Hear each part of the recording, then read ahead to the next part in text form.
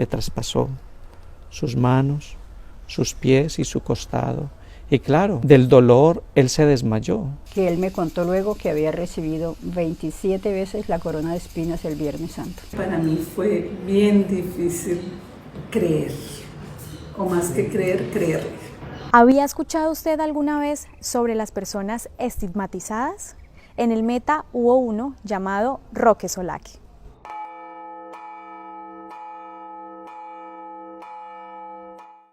Roque fue un joven muy inquieto en cuestión de la evangelización. Le gustaba trabajar mucho con los jóvenes, con los niños, en la infancia misionera. Estaban viviendo en una casita a las afueras de Restrepo con otros hermanos, pero él se enfermó y entonces lo trajeron, creo que por ahí más o menos en julio del año 94, ahí a la parroquia para que se cuidara, ¿sí? Entonces, él cuenta que más o menos 7 meses antes de que recibiera los estigmas, él comenzó a tener sueños y donde el Señor le pedía que si él quería ser un instrumento de Dios para recibir esos estigmas, esas mismas llagas que el Señor tuvo al morir en la cruz, las llagas de sus manos, de sus pies, de su costado, de la corona de espinas, y él le decía que no, que le daba miedo. Hasta que en un momento le dijo, sí quiero. Fue cuando le pude decir al Señor que sí. Entonces el Señor le regaló los estigmas a él, pero internamente no se le veía. Entonces se comenzó a enfermar, se comenzó a sentir cansado, todo eso. Entonces allí lo traen del noviciado para la parroquia de la Inmaculada de Restrepo y entonces el 13 de octubre de 1994 es donde recibe los estigmas. Periódico del Meta se trasladó hasta el municipio de Restrepo Meta, donde Roque vivió, recibió sus estigmas y pasó los últimos años de su vida aquí en la Casa Cural.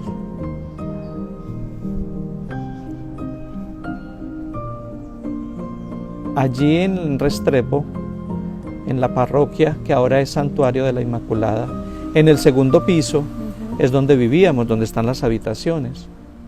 En el primer piso la cocina, el comedor, la sala de confesiones, el despacho parroquial. Entonces en el segundo piso, en una de las habitaciones, estaba el oratorio, donde está el Santísimo para ir a orar. Y él, ese 13 de octubre, se fue a orar al Santísimo. Y tarde de la noche, él no recuerda qué horas, dice que se le apareció San Miguel Arcángel con una espada y le traspasó sus manos, sus pies y su costado. Y claro, del dolor él se desmayó. La verdad es que yo me acerco de rodillas hacia él, me quedo mirándolo hacia la cara y no sé a qué hora me dormiría. Vuelvo en sí a las 2 de la mañana, me despierto y es cuando yo observo que estoy acostado a lo largo en el piso, con las manos tendidas. ¿Qué me despierta en ese momento? Un fuerte dolor en las manos. A darse cuenta como cuando le atraviesan una varilla caliente a uno por las manos y la quitan en ese momento, la retroceden. Entonces cuando se levantan los hermanos y uno de ellos le dio por ir al oratorio, no recuerdo el nombre del hermano, y lo vi allí tirado y lleno de sangre por todo lado. Y pues no se explicaban. Entonces en esa época vivía allí también el padre, nuestro fundador, el padre Jorge Alberto Hernández Vega. Y entonces cuando él supo de esto, él no entendía y que por qué, o lo que se pensaba era ¿cómo se hizo esto? ¿Por qué se hizo esto? ¿Por qué se hizo lo otro? Entonces lo querían botar de la comunidad. Querían mandar para su casa. Pero de esas cosas del Señor que él estuvo muy calmado, muy silencioso en oración. Y entonces allí fue que tuvimos la gracia de tener a Roque. Fue 1 año y medio que vivió esa experiencia de los estigmas. Ya estaba trabajando en la comunidad cuando llegó Roque, un tiempito después. Él tiene una personalidad muy sencilla, muy amable, muy cordial. Cuando él estuvo cerca de la recibida de los estigmas, pues nosotros nos dábamos cuenta que él en oración para nosotros se desmayaba, pero no sabíamos que era nivel espiritual lo que él estaba viviendo. Entonces lo llevaban al médico, le hacían juntas médicas, no le encontraban nada, pero él nunca nos participó de eso porque pues eso era un secreto entre él y el Señor. Duró 17 meses estigmatizado. Solamente, en esos 17 meses pasó solamente una Semana Santa, que él me contó luego que había recibido 27 veces la corona de espinas el Viernes Santo. Él entraba todos los jueves en la noche a vivir la Pasión de Cristo, entonces pues él estaba ya en su habitación, lo cuidaba el padre Omar Salgado, en ese tiempo era solamente seminarista, pero él vivía cada 8 días esa Pasión de Cristo muy fuerte, muy dolorosa, no comía solamente la comunión, iba saliendo de ella el sábado en la tarde, ya volvía más o menos a su normalidad, pero lo que era el viernes era muy duro. En buen estado general, realmente. Me llamó muchísimo la atención, siempre lo he dicho, era que tenía un soplo grado 4 en sus en su corazoncito, pues, y tenía signos de cicatrices en su espalda, como si estuviera flagelado, y en su frente como puntos de sangrado, que luego al revisarlo bien, pues eran los sitios de la corona. ¿Qué me llamó a mí la atención como médica? Pues que tenía primero que todo buscar cuál era la causa, por qué él estaba sangrando cada viernes. Hicimos los exámenes, él venía ya con médico visto en Bogotá, aquí estaba la doctora Carmen Alicia también, estaba la odontóloga Miriancita, y le tomo yo todos los exámenes y todo apareciente de los términos normales. Lo único que siempre me ha impactado y siempre lo he recalcado es que en su cuadro hemático había una hemoglobina de 2.9 con un hematocrito de 27, algo así. Era muy bajito. Para los que no son médicos, pues eso es incompatible con la vida. Nosotros los médicos, después de en una hemoglobina de 7, ya hacemos transfusión. Y él estaba sentadito, hablando conmigo, ni se fatigaba. Le hago el resto de revisión de los otros exámenes, pedimos electroradiografías, bueno, siempre, como todos los médicos que lo vieron a Roque, eran buscando una parte de enfermedad.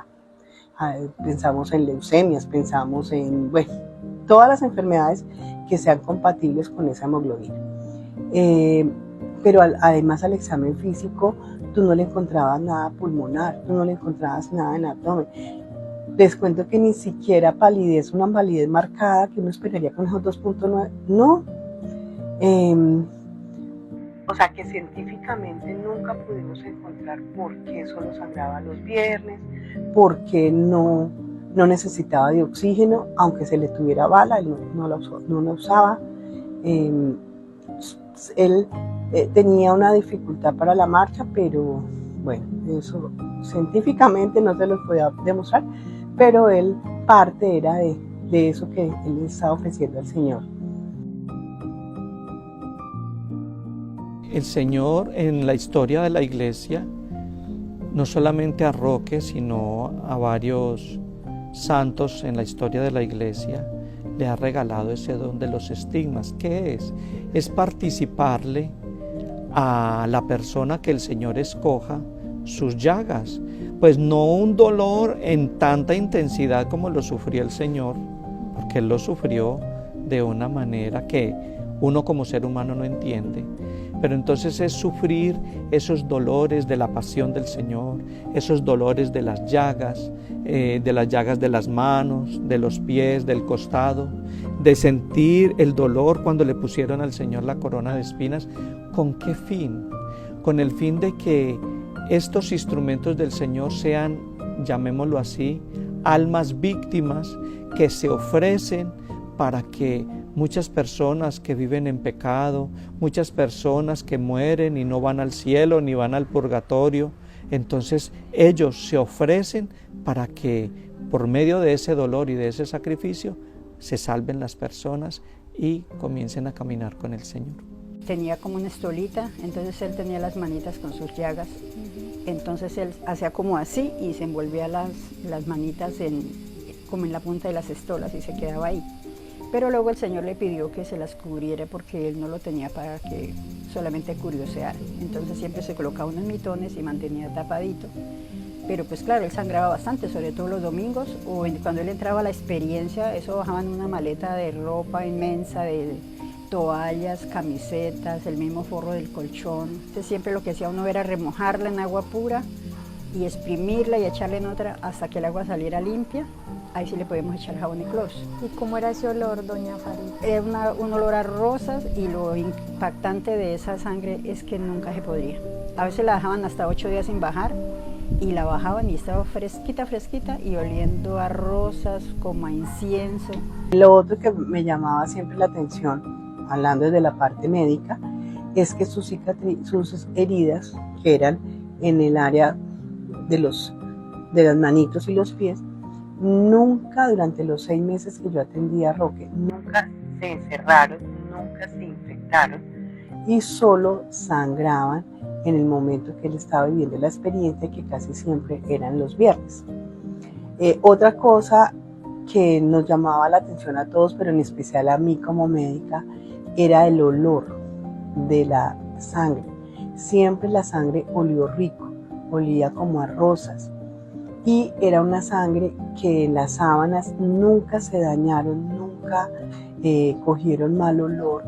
Él llegaba a las familias, él veía la necesidad material que tenían, trataba de suplirla para luego hacerles ver que era un Dios cercano, el que Él nos estaba mostrando, el que nos estaba enseñando.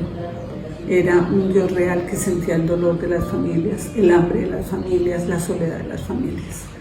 Y de esa manera él empezó a transformar los que pronto recibimos la gracia del llamado y aceptamos, empezó a transformar esas vidas de familia.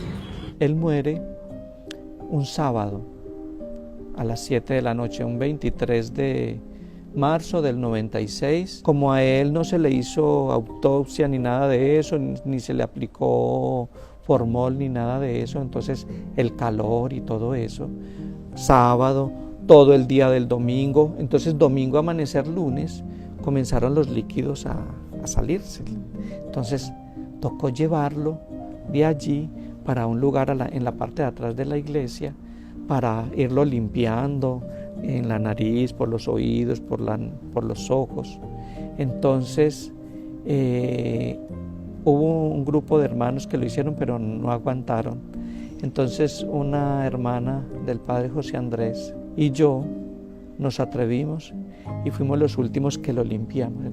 Pero entiendo que no se le hizo autopsia. Dice la gente que estuvo en el momento del entierro que la cantidad de maripositas y el olor nuevamente a rosas fue impresionante. Pero sí, no se le hizo autopsia debido a que todos los exámenes, hasta hacía muy poco, todo mostraba que era.